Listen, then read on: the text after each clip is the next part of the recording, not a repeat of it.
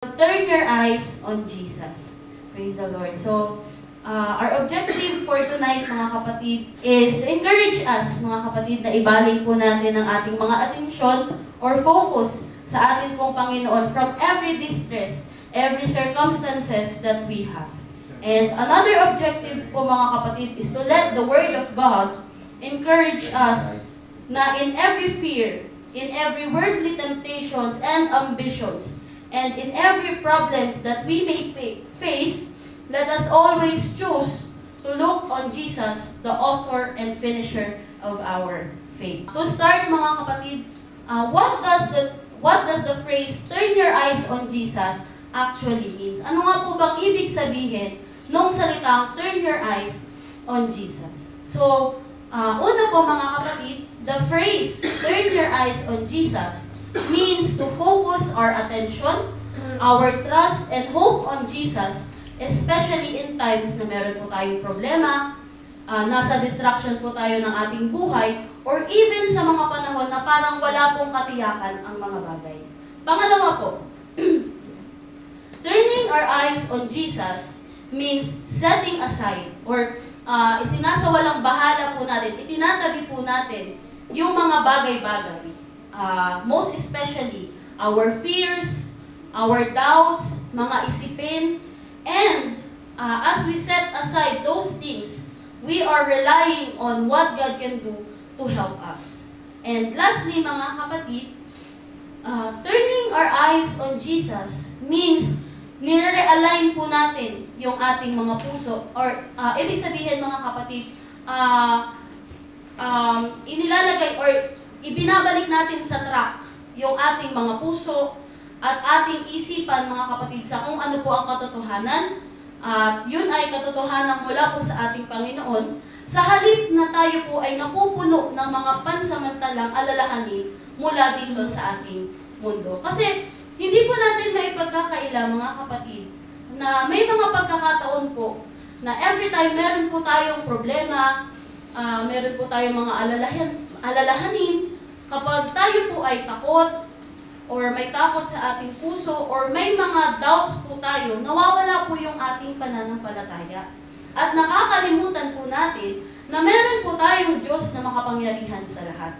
Na may Diyos po tayong handa tayong abutin at tulungan sa mga panahon na tayo po ay nalulubog sa kung ano po ang ating mga pinagdadaanan. So, turning your eyes on Jesus means looking forward, mga kapatid, having faith na even though hindi po natin nakikita ang ating Panginoon, we have this kind of confidence that He will deliver us, that He will help us in everything na pagdaanan po natin. So, praise the Lord, mga kapatid, no? Ngayon po, na alam na po natin kung ano po bang ibig sabihin ng pagbaling ng ating mga paningin o focus sa ating Panginoon. Tignan naman po natin ang ilan sa mga kwento sa Bible na mapagkukuhanan natin ng encouragement, mga kapatid. Encouragement for us to look or for us to set our eyes on Jesus. So number 1, mga kapatid, the famous story in the Bible where Peter walks on water. So mababasa po natin ito sa Matthew 14 verse 22 to 32. So, let me just summarize na lang po, mga kapatid. No? So, sa kwento pong ito, mga kapatid, mababasa natin that after Jesus fed the 5,000 people, sinabihan niya yung kanyang mga alagad na yumaon na silang, or mauna na silang yumaon. Mauna na silang pumunta sa kabilang ibayo. Because Jesus were up to go to the mountain to pray, mga kapatid. So, sinabihan niya po yung kanyang mga alagad na mauna na sila sa kabilang ibayo. At ang ating Panginoon naman po ay yumaon din para siya ay manalangin. So, to summarize it, yung mga apostol, syempre, they follow what Jesus said. And sila po ay nauna na, katulad ng sinabi ng ating Panginoon. So, the next scenario was, sila ay nasa gitna ng dagat, sa gitna ng unos. So, umabagyo at that time, nung sila ay yumaon, nung sila ay sumunod sa inuutos ng kanilang, ng ating Panginoon. So, they are in the midst of storm when they see Jesus walking on water. And syempre mga kapatid, as we all know, excuse me, they felt fear. Natakot sila mga kapatid sa pagkakataon yun. Sa pagkakataon pong iyon, dahil hindi normal na makakita ka ng taong naglalakad sa tubig. Hindi po ba? Amen. So, they have fear, nagkaroon sila ng takot at that moment, but Jesus assured them na hindi nila kailangang matakot. Jesus told them, don't be afraid. This is I, or this is me. So, then there's Peter saying, Lord, kung ikaw nga yan, let me come to you. And Jesus let him come. Jesus said, come to me. And then, Peter slowly walks on water with his eyes looking straightly at Jesus.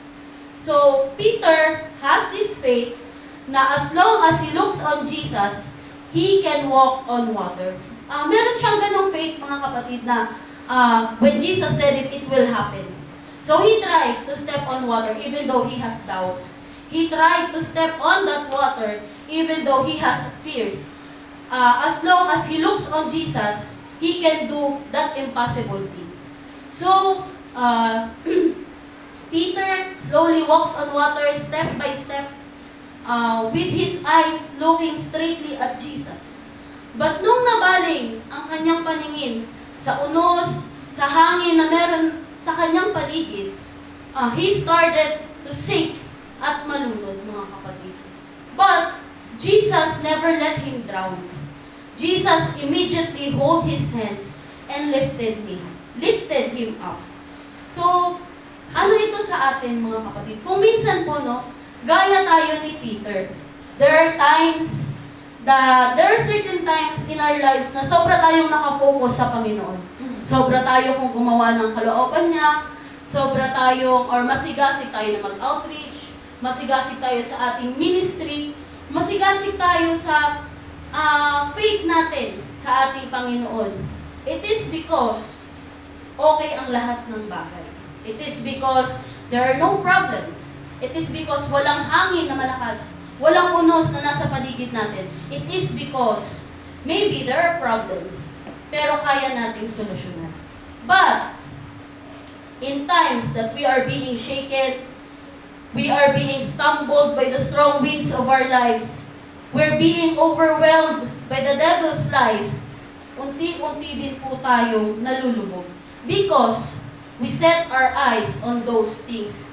Ibinaling po natin yung ating paningin sa mga bagay na iyon. Nawalan po tayo ng pananampalataya sa ating Panginoon.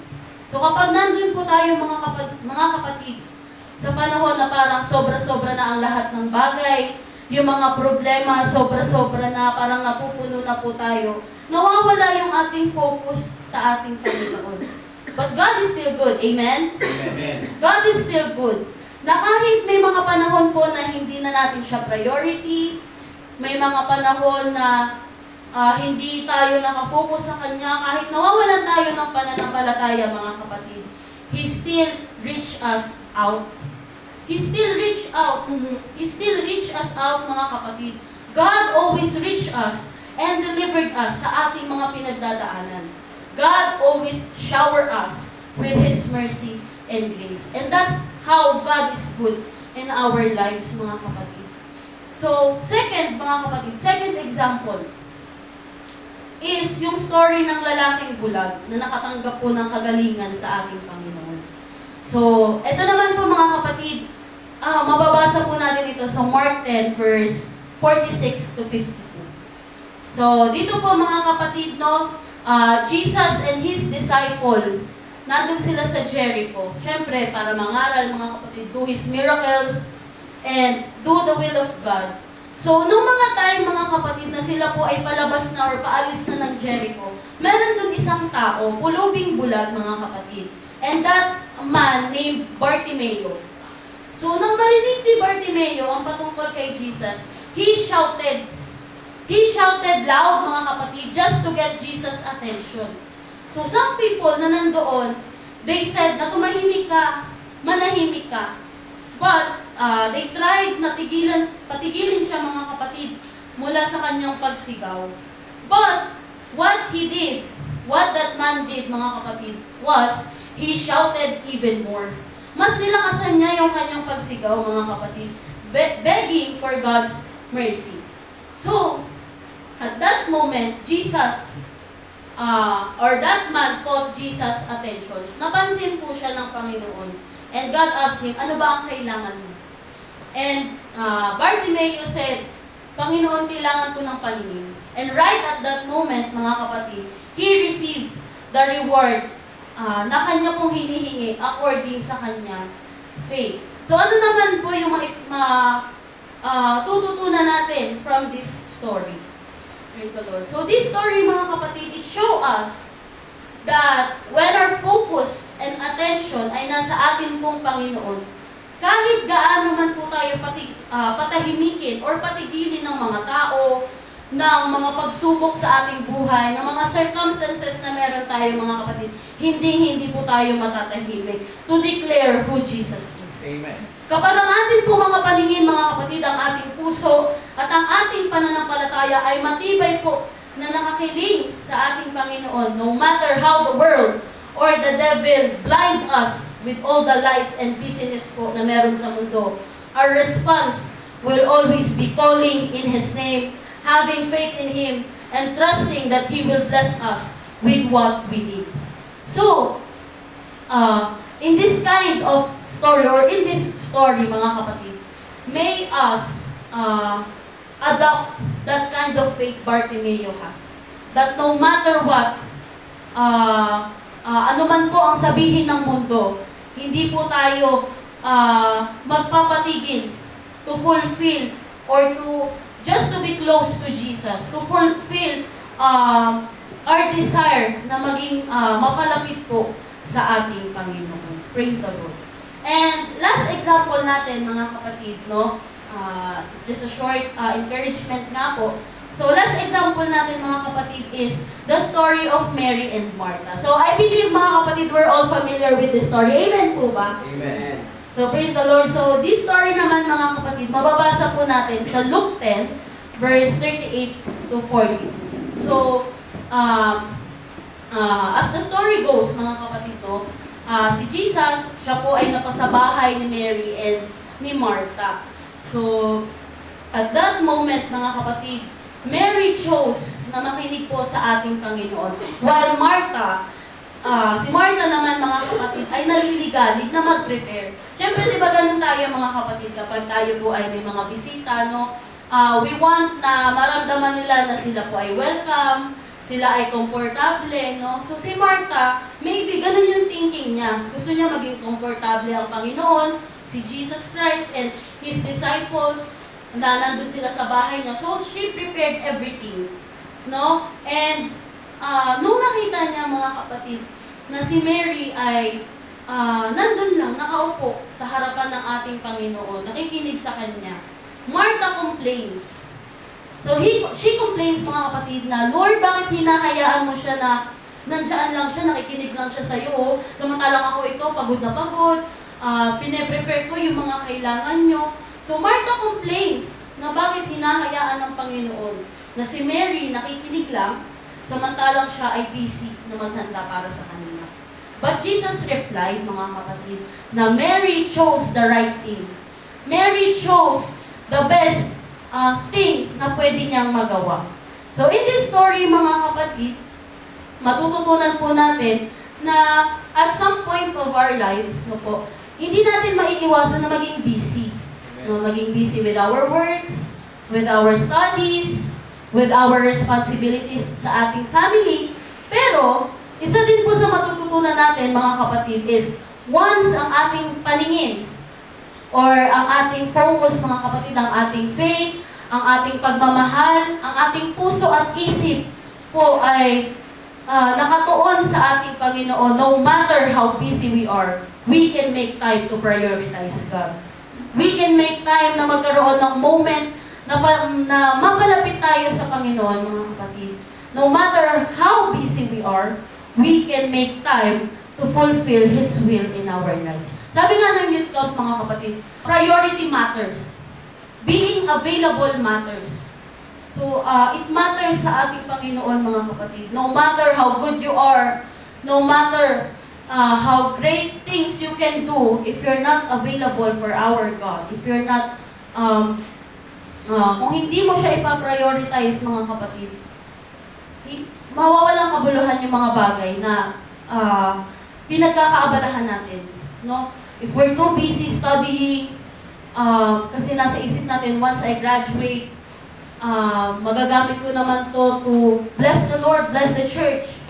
Pero kung makakalimutan naman natin, mga kapatid, the best thing and the right thing, it makes any less, mga kapatid, no? Hindi na siya, kumbaga, it doesn't count how good you are as long as you're not available for God. So, what matters the most is, yes, we can fulfill our dreams, we can fulfill our responsibilities, our desires, na umangat yung ating mga buhay, umangat yung ating mga estado, mga kapatid. But, let's itanim po natin sa ating puso't isipan, mga kapatid, na the best thing and the right thing to do is to always prioritize God. Is to always make time for Him. It is to always, mga kapatid, na magpagamit and maging available po para sa ating Panginoon. Before we end, mga kapatid, alamin naman po natin, paano ba natin maitutuon yung ating mga paningin, yung ating focus and faith sa ating Panginoon. So, kanina po napag-aralan natin what focusing or setting our eyes on Jesus means. Nalaman din po natin yung iba't ibang story sa Bible that can encourage us na kung paano natin or ano yung benefit ng pagtutuon natin sa ating mga paningin sa ating Panginoon. So now, alamin naman po natin, paano ba natin maitutuon ang ating paningin, ang ating focus, and our faith sa ating Panginoon. So una, mga kapatid, is to spend time in prayer. So talking to Jesus regularly deepens our relationship with Him.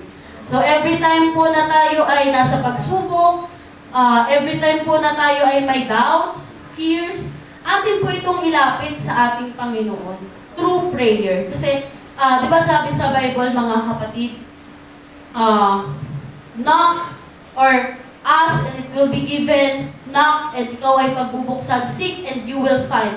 As long as we seek God, mga kapatid, hindi naman po niya tayo pagdadamutan ng Kanyang presence. Hindi po tayo pagdadamutan ng Panginoon, no matter, kahit nga even mga kapatid, naging unfaithful tayo sa Panginoon, kahit we messed up, mga kapatid, hindi po tayo pagdadamutan ng Panginoon ng Kanyang time once kapag tayo po ay lumapit sa Kanya. So, spend time in prayer, mga kapatid, because prayer help us shifts our focus from our problems to His power. When we pray, mga kapatid, yung ating isipin na nakatuon sa ating problema, once we pray, maitutuon na natin yung ating yung ating isipan, yung ating focus, mga kapatid, na ang Panginoon ay powerful. That He can help us na maging ma-delivered tayo, mga kapatid, na makalagpas tayo sa problem na meron tayo. Just like 1 Peter 5 verse 7 says, mga kapatid, cast all your anxiety on Him because He cares for you. So, God will never abandon us, mga kapatid. Just come and just seek His presence. So, pangalawa po, mga kapatid, on the things na paano po ba tayo paano ba natin maitutuon yung ating paningin sa Panginoon is to read and meditate on God's Word. So, paano po ba tayo matutulungan ng pagbabasa ng salita ng Panginoon to fix our eyes on Jesus? So, ang Biblia po, mga kapatid, it reveals who Jesus is. Amen? Amen. It reveals that God has this kind of characteristic. It reveals that God has this kind of love, this kind of forgiveness, this kind of pain na Kanyang tiniis just for us. It reveals everything about God, mga kapatid. And it also reveals kung ano po ba ang gustong ituro sa atin ng Panginoon on our daily lives, mga kapatid. And how we can walk this life para po tayo ay mapalapit sa Kanya and makamit natin yung heaven, mga kapatid, yung buhay na walang hanggan na ating inaasam. And lastly, it reveals, mga kapatid, how Jesus loved us. So, through reading the Word of God, it fills our minds, mga kapatid. Through reading the Word of God, pinupuno nito, mga kapatid, yung ating isipan kung ano ba yung katotohanan. Ano ba yung totoo, mga kapatid? Ano ba yung gustong sabihin sa'yo ng Panginoon? Ano ba yung gusto niyang iparamdam sa'yo, gusto niyang malaman mo? So, through that, it helped us na ma-build po yung ating foundation sa ating Panginoon. That every time na tayo po ay mahaharap sa mga pagsubok, meron po tayong panangga, mga kapatid. Meron po tayong sasaligan at meron po tayong mapagkukunan natin ng lakas to keep moving forward. Okay po? So next, mga kapatid, is to worship regularly. So worship turns our attention from earthly concerns to God's greatness. So have you realized, mga kapatid, that every time we worship God, yung mga kabigatan natin, mga kapatid, nagkakaroon tayo ng peace, nagkakaroon ng deliverance, yung mga kabigatan na meron tayo. So that's how worship works, mga kapatid, di ba? Sabi nga ng kanta, mga kapatid, this is how I fight my battles. Worship is how I fight my battles. So through worship, mga kapatid, it refreshes our soul and remind us that Jesus is always in control no matter what storms may come. So through worship, mga kapatid, once we worship God, in the midst of everything, or kahit wala man tayo sa problema, mga kapatid, even though on our daily lives, mga kapatid, no, it is important na even though tayo po ay nasa ating mga bahay or nasa kung saan man, mga kapatid, magkaroon po tayo ng time na makapag-worship po tayo sa ating Panginoon. Because it changes everything, mga kapatid, no. So sabi nga dito, through worship, it refreshes our soul. It delivers our souls. It restores our souls, mga kapatid. Once tayo po ay na-meet natin, mga kapatid, na-encounter natin ang presence ng ating Panginoon, it changes everything. So, worship regularly, mga kapatid. And number 4, mga kapatid, stay connected to other believers. So, isa po pala sa paraan para maituon natin yung ating paningin or yung ating atensyon sa ating Panginoon is to stay connected to other believers or magkaroon po tayo ng fellowship sa ating mga kapatid. So, stay connected with one another, mga kapatid. Fellowship with our fellow believers help us to stay encouraged, ignited, and focused on Christ. Through fellowship, makikita din po natin how God moves in each one of us, mga kapatid. Through fellowship, may encourage tayo, mga kapatid, na ay may ganun pala siyang problem katulad nung akin. And ganun pala kumilos yung Panginoon. Through fellowship, makikita natin, mga kapatid, that even though some of us ay may mga matitinding battles, silent battles, na hinaharap natin sa ating buhay, still, makikita po natin how God works, how God bless them, how God delivers them, and how God restored them, mga kapatid, from the battles they have. So, ayun, mga kapatid, through worship or through fellowship, it may encourage us na magpatuloy despite how hard the battle is because we know that God will help us with everything. And lastly po, mga kapatid, one way or isa po sa paraan para maituon natin yung ating paningin sa ating Panginoon is to guard our mind, our hearts, and our eyes, mga kapatid. So sabi po dito, what you read, kung ano po yung ating binabasa, ating pinapanood, at ating pinapakinggan affects us.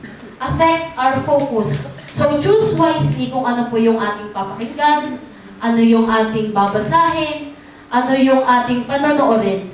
Alamin po natin, mga kapatid, kung yung mga yun ba ay magpapalapit sa atin sa Panginoon o yung mga bagay na yun ay magpapalayo sa atin sa Kanya o yung mga bagay na yun, it will shift our focus from Jesus towards the world, mga kapatid. So it is important na binabantayan po natin, mga kapatid, yung ating mind, yung ating heart, and yung ating eyes. Even kung paano po tayo makinig, mga kapatid. Because, sabi nga mga kapatid, no, be diligent, be aware, because an idle mind is the devil's workman, or is the devil's, kumbaga yun yung kanyang station. Yun yung lugar kung saan siya nagtatrabaho, saan siya kumikilos. So we can guard our heart, our mind, and our eyes by practicing things na kalugod-lugod po sa ating Panginoon. And that is through prayer, Bible reading, meditation, worship, at yung iba pang mga bagay, mga kapatid. So, to conclude po, setting our eyes upon Jesus is important. Amen? So, kung hindi po nakatuon ng ating paningin sa ating Panginoon, makaranas lang po tayo ng anumang pagsubok, hihinto na po agad tayo. So, alam ko mga kapatid, you have that kind, or you have seen a lot of experiences, a lot of people na kapag hindi nila itinuon yung kanilang paningin kay Kristo, or pag hindi sila nakasalig ng mabuti, mga kapatid, sa ating Panginoon, makaranas lang sila ng anumang pagsubok, humihinto po agad sila, or umaalis agad sila. Just like Peter, mga kapatid, nung nawala po yung kanyang paningin kay Jesus, hindi po ba unti-unti siyang lumubog? Hindi po ba nalunod siya, mga kapatid? So that same goes with us po. Kung hindi po natin itutuon yung ating paningin, yung ating pananampalataya, mga kapatid, kay Kristo, darating din po yung panahon na kapag tayo po ay nasa pagsubok, aalis din po tayo. We call it quits na din, mga kapatid. Magkukwit na din tayo, hihinto na din tayo, mga kapatid. So, let this be our encouragement, mga kapatid. As long as we keep our eyes, or as long as we keep looking our eyes on Jesus, we can do the impossible. Even the impossible things, mga kapatid, as long as we keep our eyes on Jesus, we can do those impossible things. Na kung para sa iba, mga kapatid, yung posibleng mangyari yun. But as long as we abide in God, as long as we look our eyes on Jesus, as long as we cling our soul, ourselves, mga kapatid, sa ating Panginoon, we can do the impossible things. Because looking unto Jesus will keep us on moving forward. No matter what, ano man yung mga nasa paligid, mga kapatid, no matter what, gaano tayo apektuhan ng nasa ating paligid, mga kapatid, by merely looking at Jesus, it will keep us on moving forward. So, turn your eyes on Jesus, mga kapatid. No matter how hard the battle is, set your eyes upon Him. Look unto Jesus, the author and finisher of our faith, our helper in times of need, our Savior in the midst of storm. So, yun lang po, mga kapatid, yung encouragement natin for tonight. Let this be our encouragement from our God, mga kapatid, that no matter how battle we face, as long as we have Jesus, we can do and we can surpass that battle. So, palakpakan po natin ang ating Panginoon, mga kapatid, at sa Diyos po ang lahat ng kapurihan.